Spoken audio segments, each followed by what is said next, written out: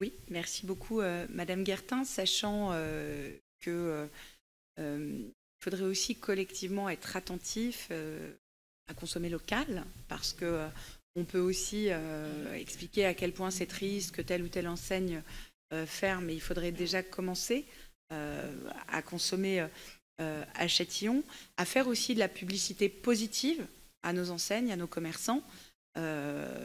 Et effectivement, parfois on me fait passer moi des choses sur certains réseaux sociaux qui sont absolument révoltants, parce que les commerçants travaillent dur, ils prennent leurs risques chaque matin, et ils n'ont pas en fait à être jetés comme ça à la pâture d'une horde qui parfois par ailleurs ne sait même pas vraiment ce qui relève du vrai, ce qui relève du faux, et on est dans de l'impression et de l'émotion plutôt que sur du fond.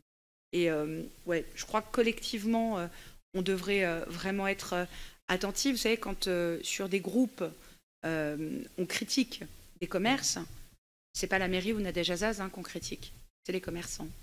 Voilà. Donc que ce soit par ailleurs des responsables politiques a priori qui soient en modération parfois de ces sujets-là, et qu'on laisse dire tout et n'importe quoi sur nos commerçants qui sont l'âme d'une ville, excusez-moi, mais ouais, ça me laisse parfois un peu pantoise, je dois dire. Voilà. Comment est-ce qu'on peut faire tout et son contraire, se dire on va s'engager pour une ville et en même temps la desservir à ce point. Enfin, il y a des sujets parfois qui sont un peu hors de portée. Vous l'avez dit, Madame Guertin, il y a effectivement des taux de vacances qui existent et qui sont quand même contenus par rapport, je vais vous passer la parole après, Monsieur Vaudour, par rapport aux villes voisines. Et puis on a aussi les belles enseignes qui s'installent. Alors on les oublie parce que maintenant elles font partie du paysage et elles fonctionnent très bien.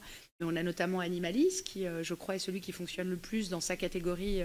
Je ne sais pas si c'est en Ile-de-France ou en France, mais qui fonctionne extrêmement bien. On a le Columbus Café aussi, voilà, qui est une offre très intéressante. On a Nami qui s'est installé en face de Burger King, sous lequel, je crois, l'enfer n'est pas apparu. Je crois que c'est à peu près géré et que vous avez beaucoup de Châtillonnaises et de Châtillonnais qui apprécient cette offre en complémentarité, évidemment, d'autres offres. Et c'est pareil, hein, quand on pensant atteindre politiquement la majorité d'une ville, on fait des faux procès comme ça à une enseigne.